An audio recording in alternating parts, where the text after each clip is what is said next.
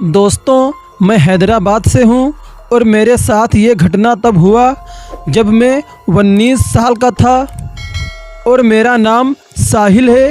एक दफ़ा की बात है, मैं और मेरा दोस्त जिसका नाम विनय है, वो एक पार्क में बैठे हुए थे।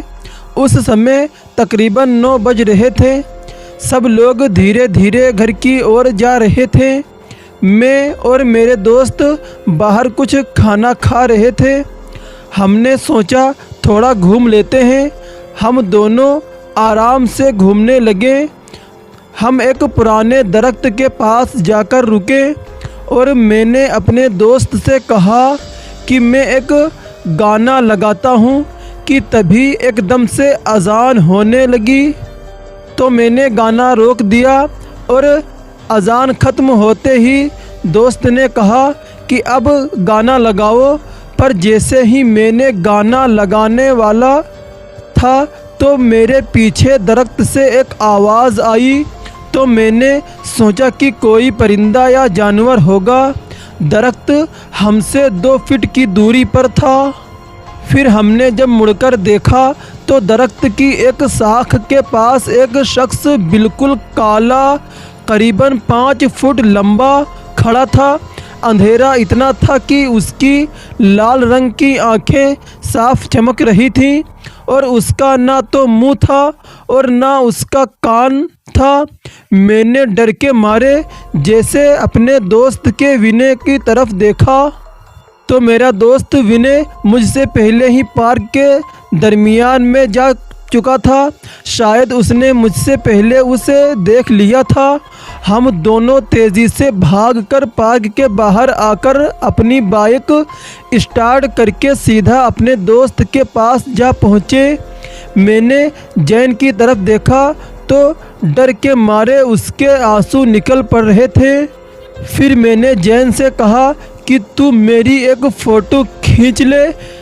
कैमरे में भूत नज़र नहीं आ जाते हैं और हो सकता है कि तू मेरी फ़ोटो खींच और वो भूत नज़र आ जाए। मगर कैमरे में कुछ भी नहीं नज़र आया। इसके बाद हम चारों ने पार्क के अंदर जाकर देखा मगर वहाँ कुछ नहीं मिला और फिर हम घर चले गए। चंद दिनों के बाद मैं एक टूर पर बर्फ़बारी देखने चला गया और जब मैं वापस आया तो मैं चलते चलते कॉलेज के पास चला गया। और दोस्तों, कॉलेज से मेरा घर 2 किलोमीटर की दूरी पर था और उस समय तकरीबन रात के 12 बज चुके थे। मैं अकेला रोड पर चला जा रहा था।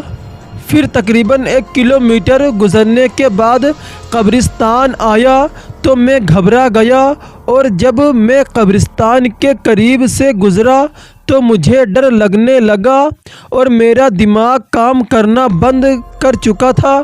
पर जैसे तैसे मैं अंधेरे से होता हुआ घर पहुंचा और मैं सो गया। फिर तकरीबन 3 बजे के करीब मुझे लगा कि मुझे हिला जा नहीं रहा है। मैं हिल नहीं सकता और मैं ना कुछ बोल सकता हूँ, बस देख पा रहा था। मुझे लगा शायद मुझे स्लीप पैरालाइज हो गया है। पर कुछ ही सेकंड बाद मेरी छत से एक बहुत ही खौफनाक शख्स जिसका रंग काला और सर पर 2 बड़े बड़े सींग लगे थे और वो किसी शैतान जैसा लग रहा था, वो मेरी छाती पर आकर बैठ गया और मेरा गला दबाने लगा। मैंने मन में कहा कि मैं आज मर जाऊंगा। मैं खुद का नाम लेने लगा। फिर से वो मुझे मारने लगा तो फिर मैंने खुदा का नाम लेने लगा क्योंकि ना मुझसे बोला जा रहा था और ना मैं हिल पा रहा था। फिर दोस्तों, अचानक मैं हंसने लगा। मैं मुस्कुराना नहीं चाहता था मगर फिर भी खुद ब खुद मेरे मुंह से हंसी निकल रही थी और थोड़ी देर बाद खुदा का नाम लेने से मेरी आँख से आंसू निकल पड़े तो वो हाकर गायब हो गया।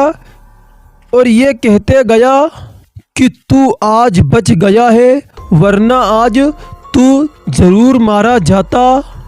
और मैं जैसे ही थोड़ा सा ठीक हुआ तो मैंने पूरे घर में सबको तलाश किया, मगर सब लोग 3rd फ्लोर पर सो रहे थे और मैं सबसे नीचे वाले कमरे में अकेला सोया था।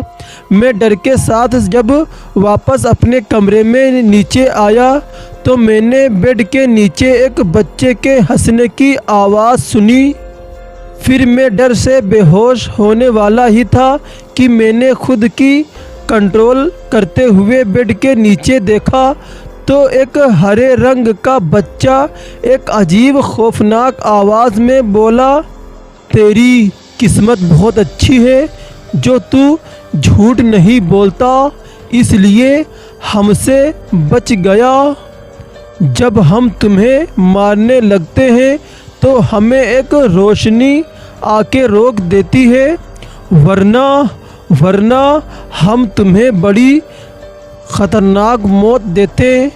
उस डरावने बच्चे की बात सुनकर मैं बेहोश हो गया, लेकिन बेहोशी में मेरे कानों में एक आवाज़ आई कि ये सब तेरे पीछे इसलिए है क्योंकि तू इनके वजूद पर हंसता है और इनसे बचने का सिर्फ एक ही तरीका है, तू अपने गुस्से को बाहर निकाल दे और खुदा का नाम लेकर उसका सामना कर। अगले दिन जब मैं सोया तो मैंने एक बार फिर से खुद को बेजान पाया, मगर मुझे वो ख्वाब वाली बात याद आ गई और मैं दिल ही दिल में खुदा का नाम लेकर गुस्से में आ गया। मगर मैं घबराया हुआ था और अचानक बिना जिस्म के एक औरत का सर, जिसके लंबे लंबे बाल थे, बहुत तेज़ी से मेरे सामने आ गई। मेरी जगह कोई और होता तो शायद वो मर ही जाता, मगर मेरी किस्मत अच्छी थी। मैंने खुदा का नाम लिया और ख़ुद को गुस्से में रखा और फिर अचानक मेरे चेहरे पर मुस्कुराहट आ गई और सब पहले जैसा नॉर्मल हो गया। फिर मुझे कभी इन चीज़ों से डर नहीं लगा और मुझे इसका तोड़ भी मिल गया और फिर मैं कभी दोबारा नहीं डराया। दोस्तों, कहानी कैसी लगी प्लीज़ हमारे कमेंट बॉक्स में ज़रूर बताएं।